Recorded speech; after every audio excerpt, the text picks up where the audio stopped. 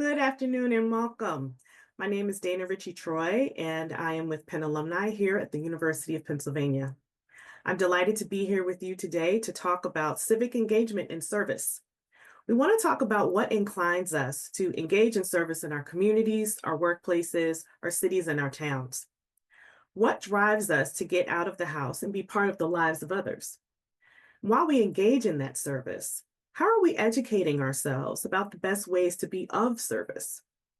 Today, we have an amazing suite of speakers from the Penn community to help us understand and explore these questions about making an impact wherever we are. Our program today is presented by Penn Alumni and the Office of Social Equity and Community. And I would like to welcome our moderator, Director of Social Equity and Community, and a Penn alumna herself, Nicole Maloy. Nicole? As mentioned today, we will talk a little bit about the why, the what, and the how to equip us to prioritize participation, getting involved in some way to lead and create opportunities for others to serve with us where we're able to do so, and to strive to make our engagement efforts thoughtful and mutually beneficial. And of course, Penn's founder, Benjamin Franklin, wrote in Proposals Relating to the Education of Youth in Pennsylvania in 1749, to serve mankind, one's country, friends, and family should indeed be the great aim and end of all learning. Joining us today for this discussion are Isabel Sampson Mapp, CSW, Associate Director of Staff, Faculty, and Alumni Volunteer Service and Director of the Penn Volunteers in Public Service, or Penn VIPs program in the Netter Center for Community Partnerships at the University of Pennsylvania. She's responsible for creating and managing volunteer activities for employees and alumni that benefit the surrounding community. She manages several programs that include, but are not limited to, the Nonprofit Institute, the Marie K. Bogle Scholarship sponsored by Penn VIPs, and the Office of Business Services, coordinating several mentoring programs, university-wide drives, and including donations of furniture, electronics, and office supplies. Dr. Famida Handy. Famida Handy is Professor of Social Policy at the School of Social Policy and Practice at Penn and Director of the PhD program. Her research and teaching focus is on the economics of the nonprofit sector, volunteering, philanthropy, nonprofit management, environmental issues, entrepreneurship, microfinance, global philanthropy, and corporate social responsibility.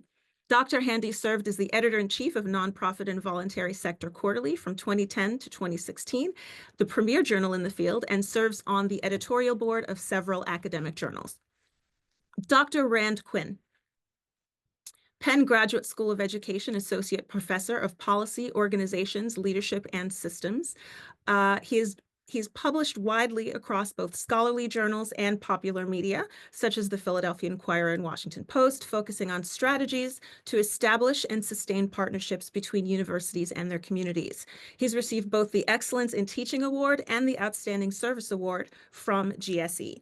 In 2023, he was named Faculty Director of Civic House and the Civic Scholars Program, and his research focus includes projects on civic opportunities in schools.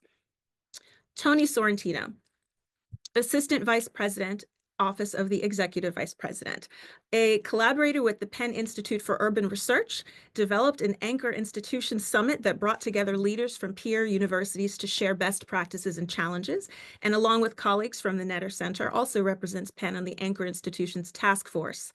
And he formed the Executive Vice President Communications Group, focusing on marketing and communication, puts forth the university's Economic Impact Report, and has launched Penn and Philly to tell the story of Penn's engagement with the Philadelphia community. Also, he is a fellow Penn alum and holds a Master of City Planning from Penn Design. Greetings to all of our speakers, and thank you so much for being with us today. So we will start with the why. Isabel, if you will please share a little bit about your work. You work closely with people in the community who are requesting volunteers from Penn through the Penn VIPs program that you oversee. Would you talk a little bit about the impact on those community members and their response or reaction to your work? Well, thank you, and thank you so much for having me. I feel the position I hold is very unique. Now, we know that many people are tasked with having our students work out in the community and do service, but I'm tasked with providing service activities for faculty, staff, and alumni. Um, and yes, it's true. Our work in the community has a tremendous impact, but I also see the impact that it has on at the university. Um, I am always awed by how willing our people are to give, Penn faculty, staff, and alumni. And so we at the Netter Center try to make it easy for that to happen, because we know that not only is working out in the community beneficial for the community, but it's also beneficial for the folks at Penn. Thank you. Thank you. And that's a perfect segue to our next question. Famida, you've done extensive research on volunteering, and we talk about giving time, talent, or treasure.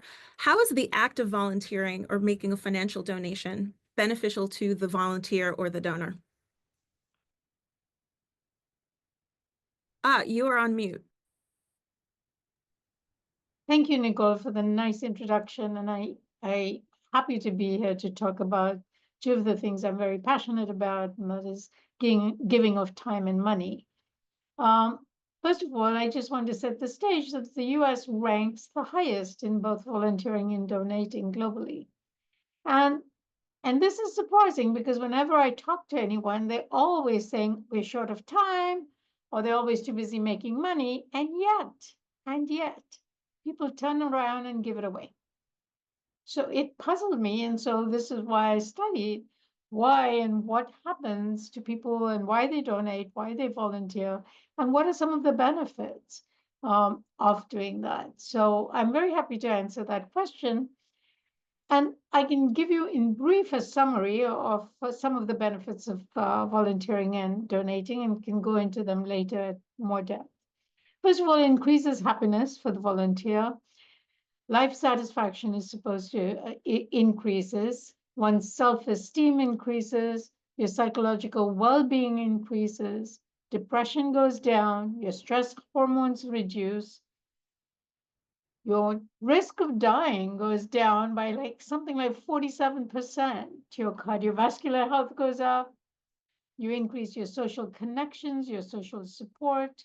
You're more likely to get into college, and your incomes are going to go up. So if you're wondering, wait a minute, how's this all possible? There are extensive studies that actually control for your previous health and your previous well-being and your previous status and all kinds of things. So we know that it's the act of volunteering that influences these various dimensions that I mentioned. Many of these dimensions also increase among donors, people who give money, because that's another way of participating in your community, helping others. In the end, I believe helps you more than it helps others. So just a brief takeaway on that. Thank you for that. Rand, at the Civic House, one of the goals there is to produce lifelong thoughtful citizens. So as we consider what we heard from both Isabel and Famida, and from your own perspective as a scholar, why is it important that we, as graduates of all ages around the country and around the world, are actively cultivating an awareness of our potential impact? Yeah. Thank you, Nicole, and good afternoon. Yes, I think it's crucially important to cultivate productive civic engagement, certainly among youth, among young people, but also as young people enter into adulthood and throughout adulthood. And I think about civic engagement broadly. I think of it inclusive of political engagement, community involvement, social advocacy, volunteer efforts. At their heart, I think we can think of this as like collective problem solving. And these broad sets of activities are valuable both individually, to us individually, but also collectively, perhaps more importantly, collectively. These sorts of activities that we can consider to be civic engagement strengthens our communities, and that can include the geographic communities that we're part of, the neighbors, our neighborhood, our community, our city. or our scriptive communities that we belong to, the faith communities that we're a part of. So these efforts can strengthen our communities. It brings people together. It builds social cohesion. And as Dr. Handy mentioned, there's a whole field of literature that identifies and has convincingly shown us the benefits of these activities. And of course, these are also activities that strengthen democracy. Certainly, the formal kinds of civic engagement that we may have in mind, voting or speaking to our school board, advocating, but also like the informal activities. This collective problem solving is, this sort of a phenomenon or an activity that keeps democratic systems vibrant and accountable. It allows for a wide range of voices to be heard. And so for this and many more reasons, from youth into adulthood, these are important things to foster and support. Thank you for that. And Tony, a senior university leader once said a university can't truly be at its best if the neighborhood that it's in isn't also improving. So why is it essential for organizations and institutions, wherever they may be, to actively seek opportunities to engage with the issues that impact its surrounding community? Thanks, Nicole, and thanks for everyone for tuning in. I think it's a matter of context. You're physically, when you're at campus, in the context of a neighborhood. And it's the context of the economy and the social setting around. There's also the context of a university or another nonprofit's mission. And so there's two responsibilities: a responsibility to the mission, which is to advance knowledge through teaching and research. But how we operate is also a way to advance that mission. In other words, it's difficult to teach sociology if we're not behaving in a way that improves society around us.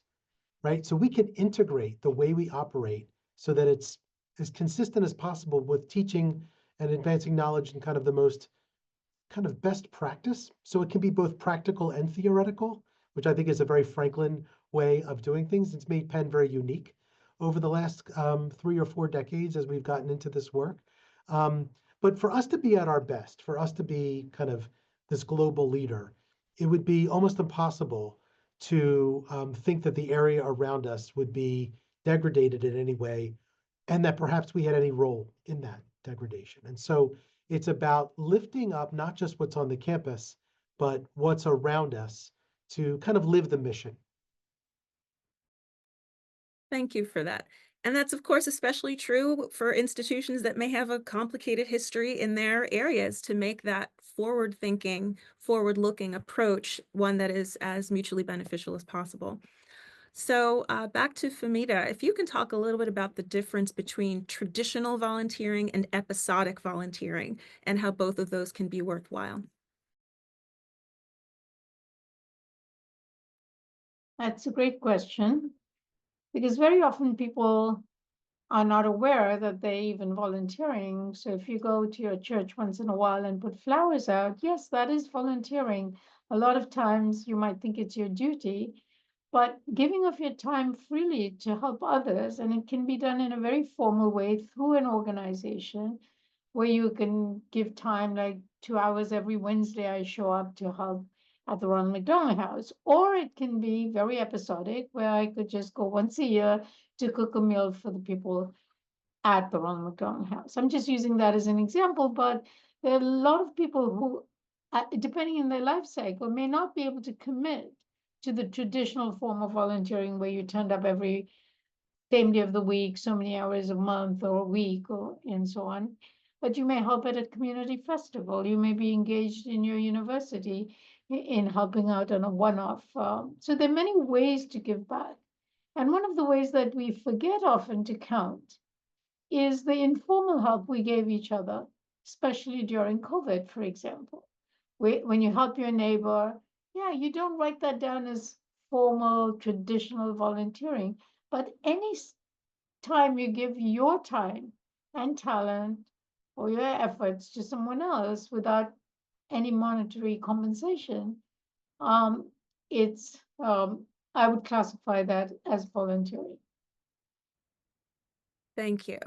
And back to you, Rand, how do students decide on how to engage or serve, particularly thinking about how they might connect with opportunities that match with their academic interests or their individual passions or their expertise? And along those same lines, what advice do you have for all of us as adults who might be interested in getting engaged in some way but aren't sure where to begin? Yeah, yeah. I mean, the beauty of the university, the just sort of wonderful thing about Penn is the wealth of opportunities. There are just so many different ways to get engaged. And there are multiple centers of gravity for civic engagement and social advocacy, as you know. And that can feel very different for students once they graduate and become alums. Um, I think something that's been said before is really important to note. So we may aspire to be civically engaged as a practice, but it can start with a one-time event.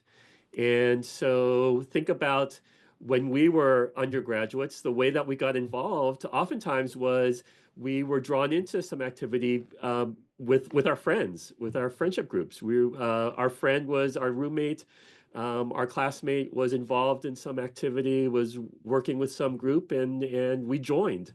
And so joining existing efforts, finding places at work or through professional associations or with the neighbors on your block, rather than trying to build this from scratch and rather than thinking about this as an individual endeavor, think about the communal aspects of this and just how fun and social it can be at the same time that you feel productive and advancing the sort of efforts and priorities of your community.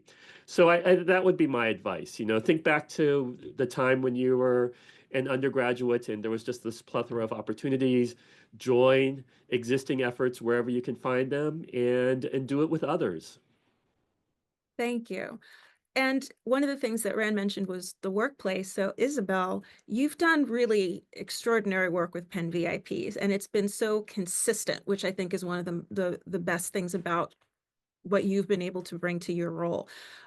So for those who are watching, who are interested in organizing volunteer opportunities, whether within the organizations or associations that they lead, or maybe they have board membership, in whatever ways that their circles of influence might allow them to, they could learn a lot from your example, I believe. So what are some examples of the range of opportunities that you have been able to make possible for employees through Penn VIPs?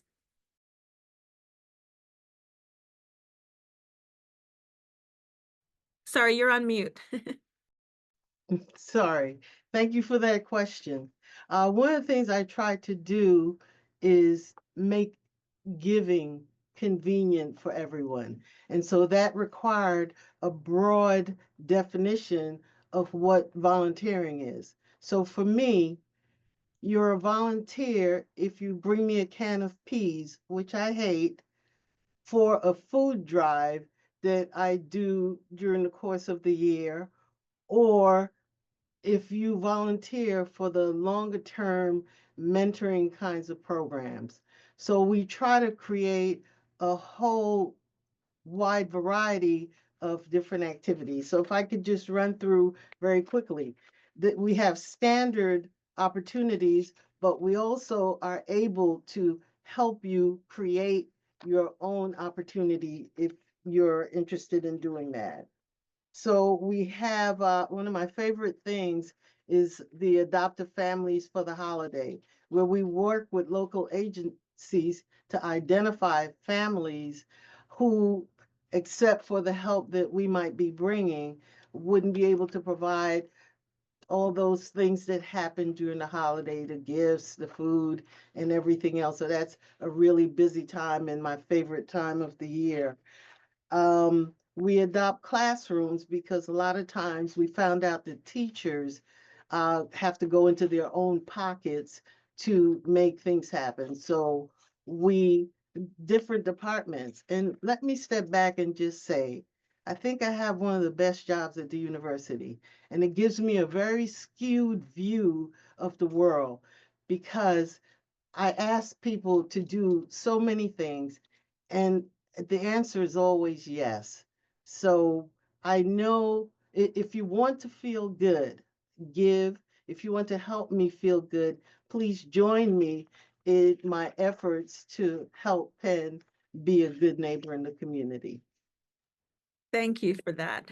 And for everything that you do. You're one of my heroes at this place, and really everyone on this call. I have such great admiration for you all, and I appreciate the work that you do.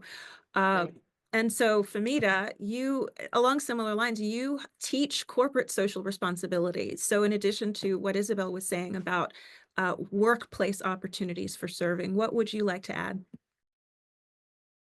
There's so many ways to serve, and I so agree with Isabel about the ways to serve, and also with Rand, because people don't like to go by themselves and go up to an organization and say, many people do, but there's a lot of social anxiety about turning up and offering your services and then being turned down. It's not a very nice feeling. But what we find that really encourages people to go out and help is to go with a friend, or go with a group, go with your church group or your book club or your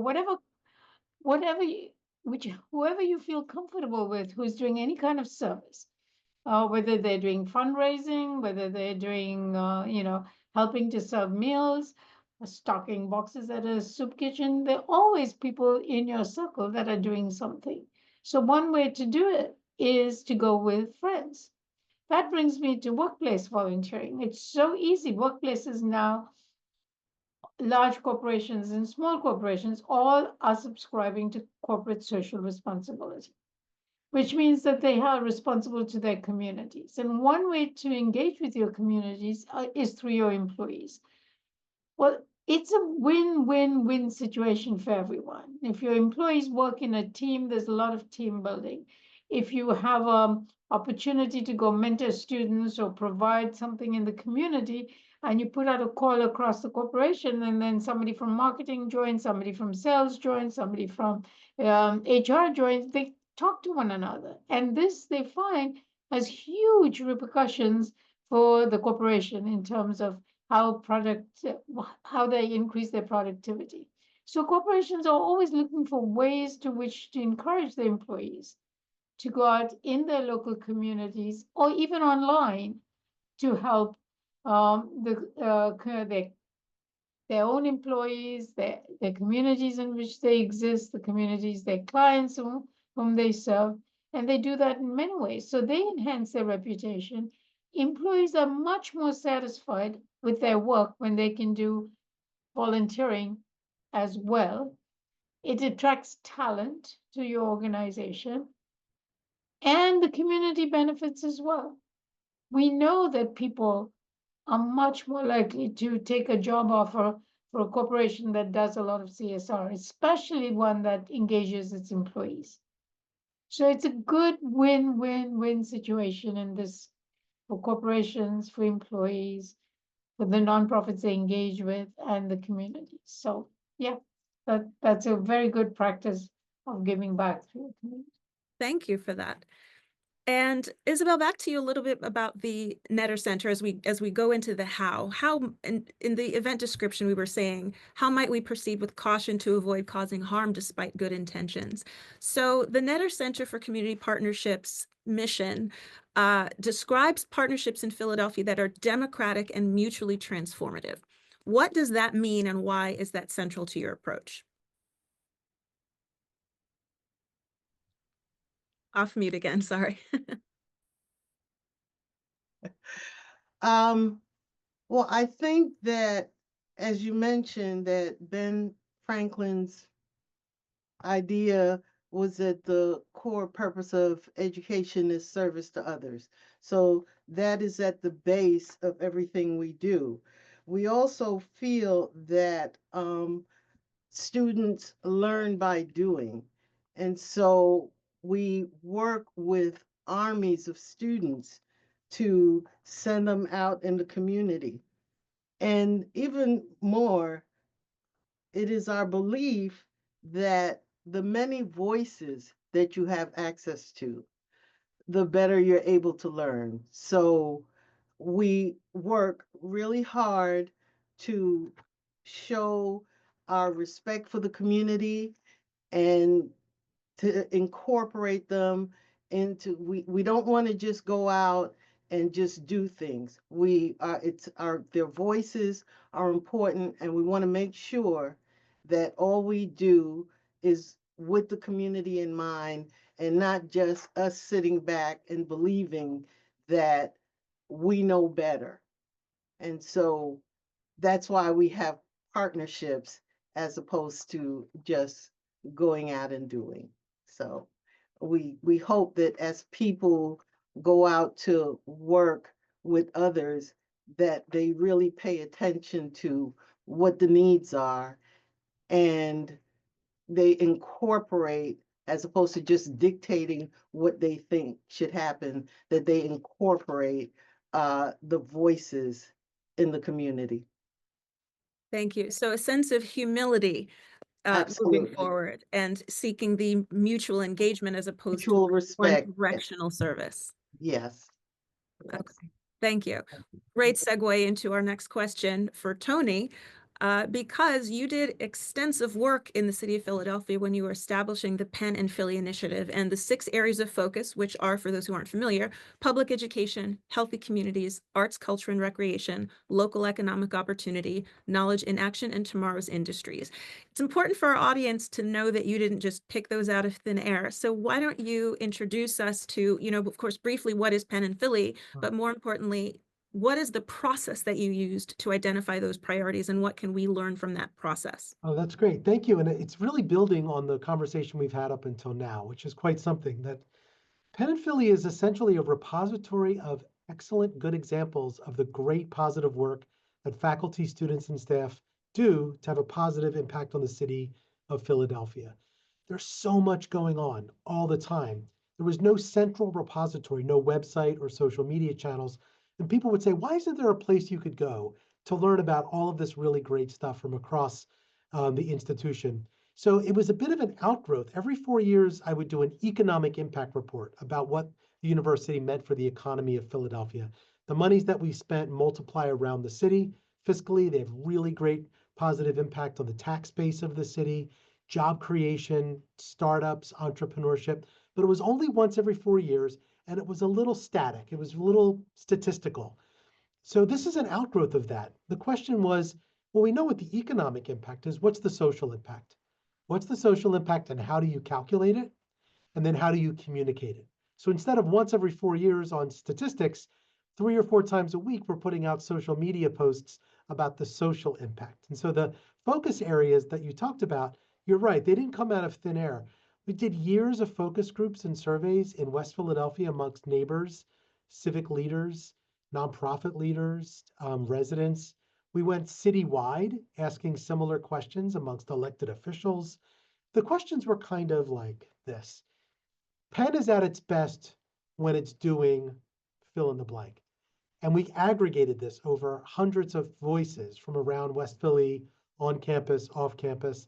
And we started to gather and organize and put in buckets the answers that we heard. Frankly, even on our own campus, there's no real taxonomy.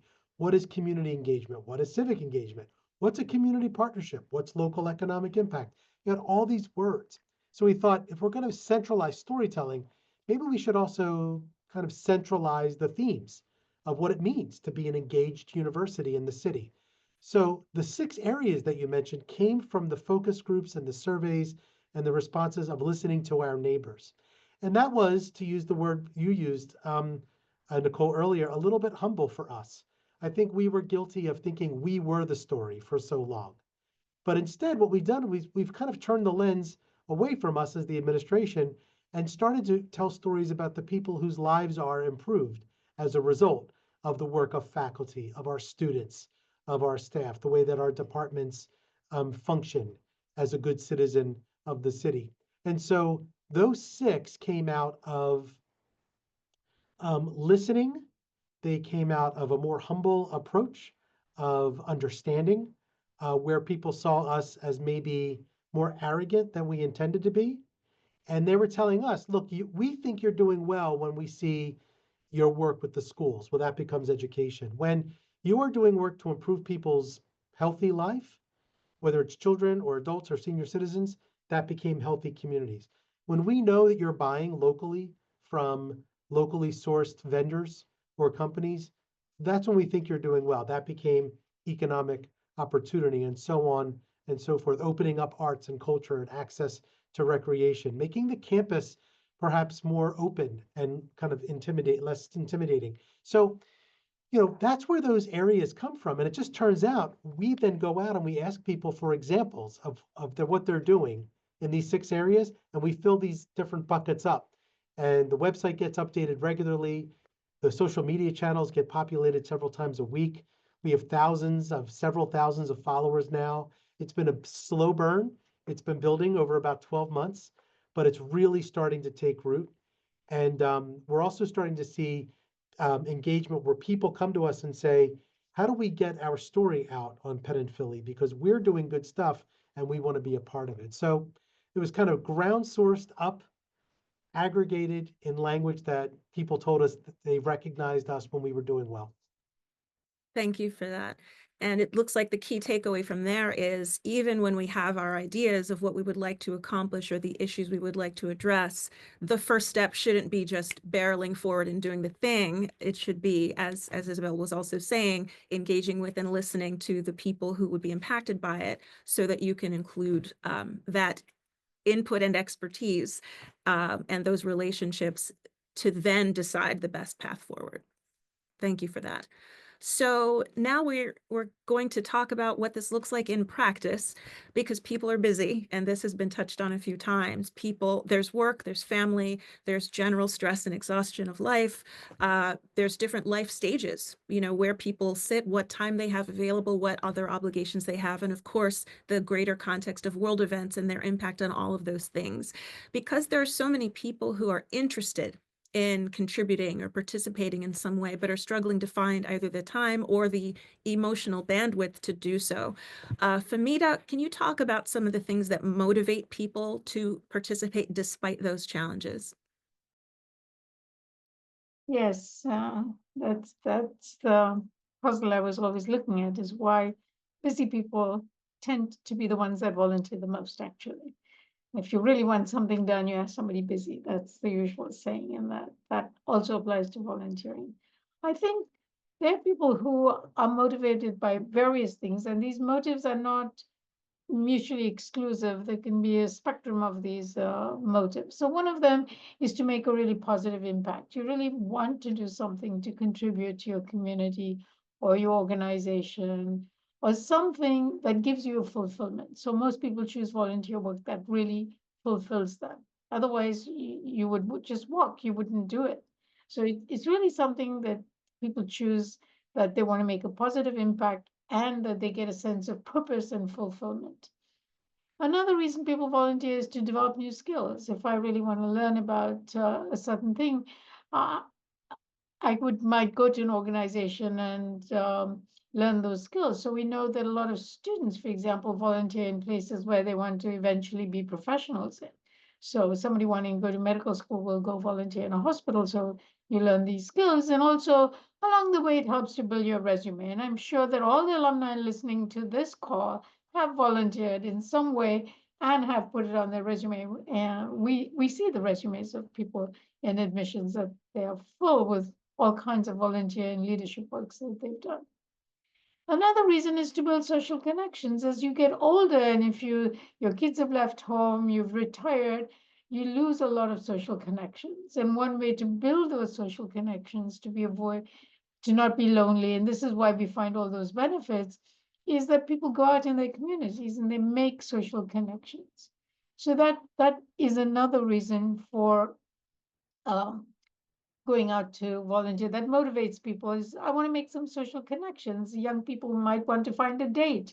There could be multiple instrumental reasons also to go out and volunteer. And I don't think it's bad. I think the volunteers should get something out of it if we want them to continue and retain volunteering. It is altruistic, but there are certain non-pecuniary, non-monetary gains for it's a sense of belonging. You want to belong to a community, and one way to do that is to belong to a community. And it could just well be that my university gave me a lot. This is why I'm here. This is my way of giving back. So people want to engage because they want to give back to an organization from which they've received many things. So along the way, you can build career prospects, you can make social connections, you can do it for your own personal sense of fulfillment. But remember, along the way, we are all fostering a stronger community. And that is the basis of coming together to look at a problem. And I think it is in the American DNA when this country was started. This is how the country was started. People got together to solve a problem, and that hasn't gone away. And we know from people who have commented that this is a country of associations. It started with people getting together to, and I think that is built in the DNA of people here. And so we see a lot of work over here that's done through volunteering. Thank you for that. This next one is for Isabel and Rand. As we think about those who lead or who want to lead and create opportunities for others to engage. Isabel, you mentioned earlier how important it is to make it convenient to volunteer. So in addition to that, what other tips would you have for those who would like to create opportunities for others behind the scenes? Well, I was just happy to really hear Fermita's explanation, because what I know is that people want to do. If you build it, they will come. And so it's really important to build programs that are convenient for people, that really takes into account, especially when you're working with people who are working, to build programs that cover a wide range, in addition to giving folks the opportunity to create their own program. So right now, I'd like to make a plug for myself that is precisely what I do. And for everyone out there, if you're interested in creating any type of volunteer program, I am here to assist. That's a big part of what I'm tasked with.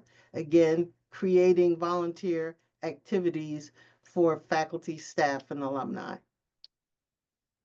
Thank you. You will certainly hear from people who will take advantage of that wonderful opportunity to have your expertise and guidance. Rand, what else would you like to say to those who would like to create opportunities for others and build community relationships and so on to make that possible? Yeah, I mean, I think it's been comprehensively addressed by the comments of my panelists, and so I don't know that I have too much more to add, other than for anyone who might be feeling like they want to be more civically engaged and want to lead something, just recognize that people have different capacities or different ways that they can contribute. Thinking about how you might start small and build up. Build something over time, finding resources like the Netter Center for Community Partnerships and Isabel's work is an important element to this. There are a lot of resources out there, and in many ways, Penn is at the center of many of these resources. The work of what we heard Isabel and Tony talk about, the institutional approaches that they took as being part of Penn in establishing productive, community engaged, civically engaged relationships and partnerships. The Penn is a leader in that. Penn is a leader as an institution in university school community partnerships. Penn is a leader in community engaged scholarship. And so there are a lot of resources just on Penn's website that can be beneficial for anyone who is interested in starting an endeavor.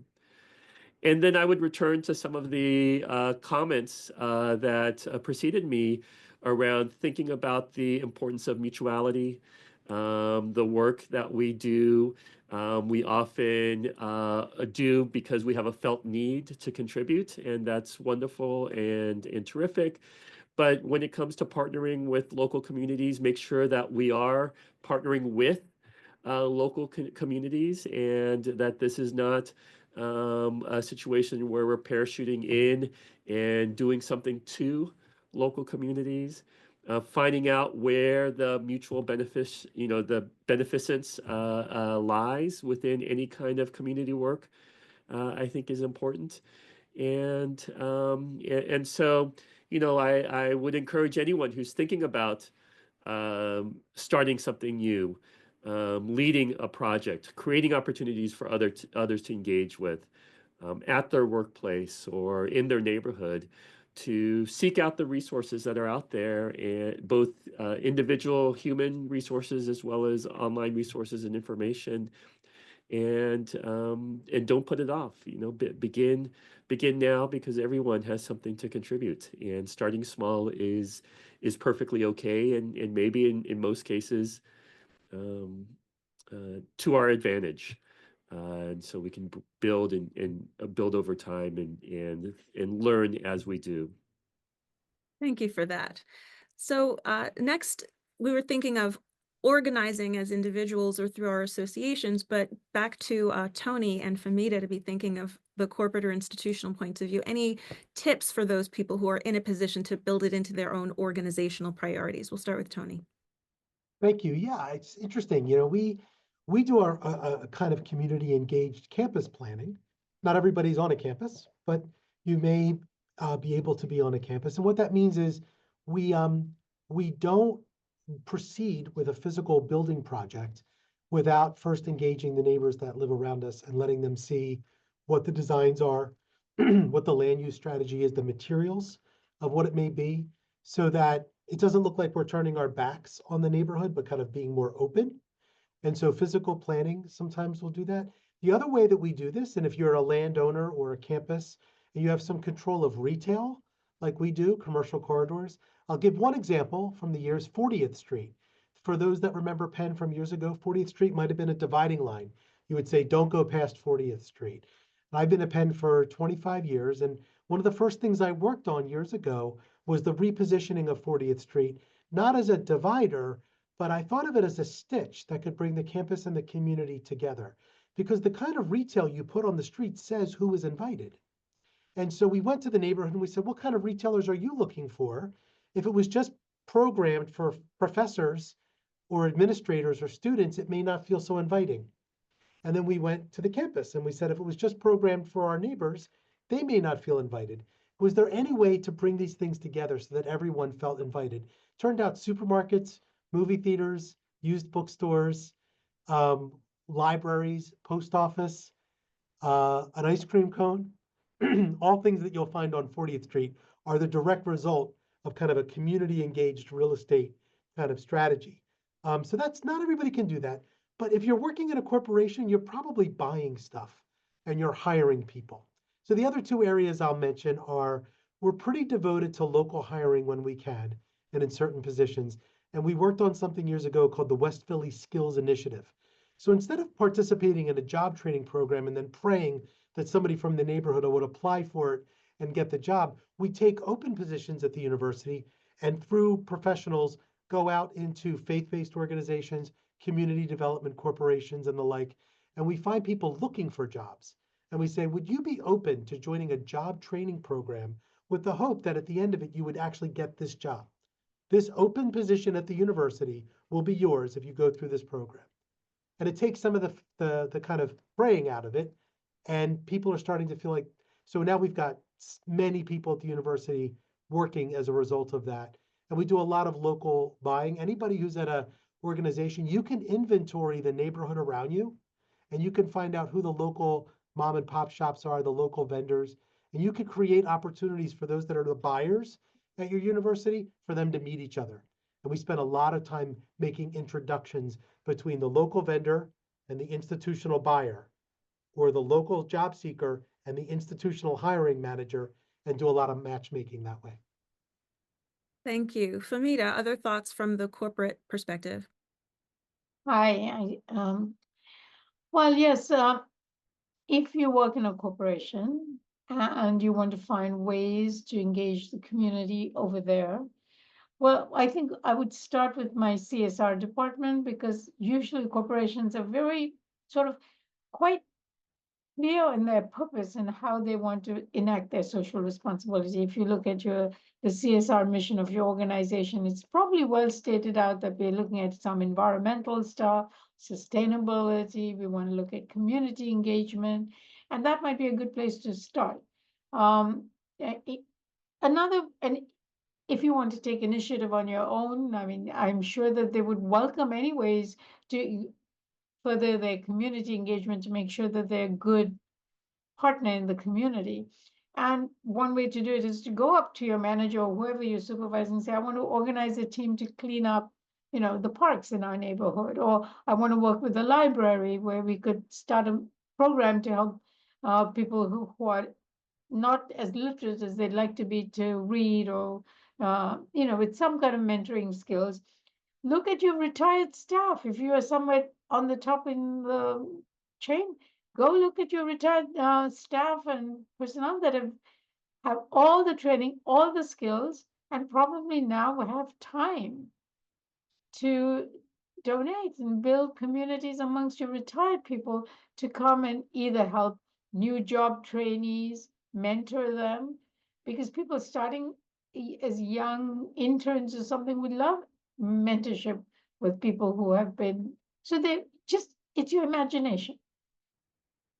That's the only thing that would stop you from thinking of new ways of engaging, finding all ways that already exist in your organization, but you can take the initiative and take some leadership in forming new ways. And I'm sure your organization is only going to be grateful for that.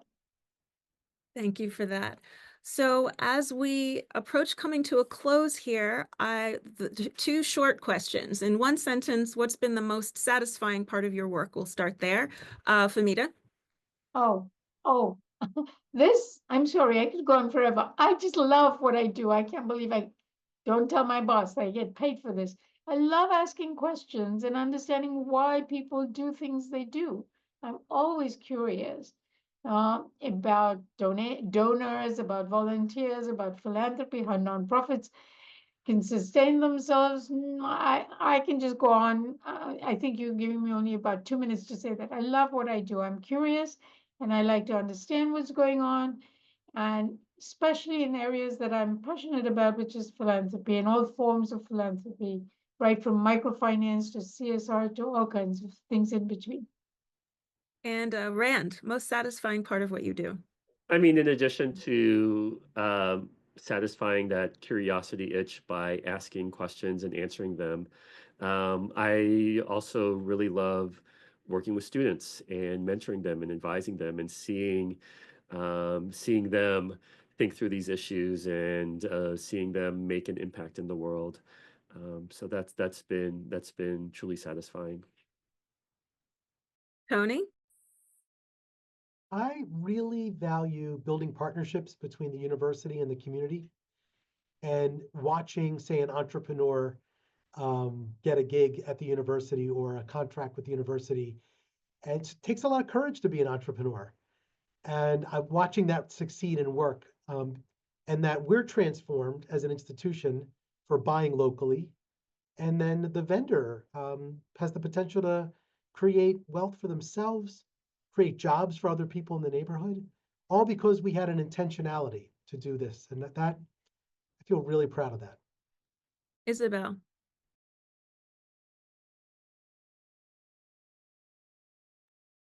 Well, everything that everyone said, but the most satisfying thing for me is during the holidays, where more than 50 departments adopt more than 100 families and buy them amazing things, and then go to their homes and deliver these gifts. And sometimes I am there with them as they go to make the delivery. So just a quick note, there was this little boy, and he saw us coming in. We told him that Santa sent us, coming in with a bicycle for him. And he said, I'm going to need a helmet and knee pads. And we said not to worry, because we had the helmet and the knee pads and the bike and everything that he could possibly need to go along with it. And the smile on his face was priceless. And so I just live for that time. Thank you. To formally close in one sentence, what closing advice do you have or encouragement do you have for alumni around the country and around the world who either want to participate more or step up and lead efforts for others? Let's stick with you, Isabel. Call me. Call me, and I am happy to help. And trust me, I can make it easy and convenient for you. That's my advice. Famida. You're on mute, sorry. I'm going to say, echo Isabel and say, just do it. Call Isabel. Tony? Ask yourself, what's the cost of not engaging? That's a good one. And Rand. All of that, and just approach civic engagement with humility, openness, willingness to learn from others, and others who agree with you and others who may not agree with you. And think about this as something that is about collaboration and collectivity. And as Famida said, to just do it. Wonderful closing words. So I would like to extend tremendous thanks to our panelists, Isabel Sampson-Mapp, Rand Quinn, Tony Sorrentino, and Famida Handy. We really, really appreciate all of your insight and your time. And to those in our alumni audience who have ever given of your time, talent, or treasure to the world for the better, thank you. And remember that many people report that they volunteered or donated simply because someone asked them to. So you can be the one who asks and think of the impact that that can make. And as Rand said earlier, don't wait. So also shout outs to Penn alumni leaders who are already asking, those in classes who incorporate volunteer projects into their reunions, to regional clubs like the Penn Club of Los Angeles with its Penn Serves LA initiative, and to the shared interest group Penn PAC, which enlists alumni volunteers to provide pro bono counseling to nonprofit organizations in New York, the Bay Area of California, and right here in Philadelphia. And they've now expanded to virtual programming to serve even more. Those are wonderful examples, and there are too many to list here. But with that in mind, and with tremendous gratitude, I turn this back over to Daina Richie-Troy of Penn Alumni. Good afternoon again, everyone. I want to thank all of our moderators, thank our moderator, Nicole, and thank all of our panelists again.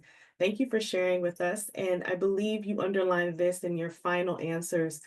I'm very impressed by the intentionality about the service that you do, and also very grateful for the accessibility and offering of your time, and offering the fact that you'll pick up the phone and allow us to interact with you directly says a lot about the service that you do and the heart that's behind it. So thank you for all of your expertise this afternoon. We welcome you to revisit this link and look for additional information for resources that we're going to post about things that were discussed today.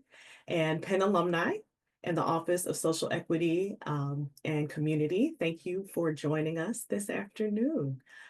We encourage you, and hope this is something that you gained today, to find the thing that you can do in your community, or make the thing that you can do and be the vehicle by which service is done in and around you.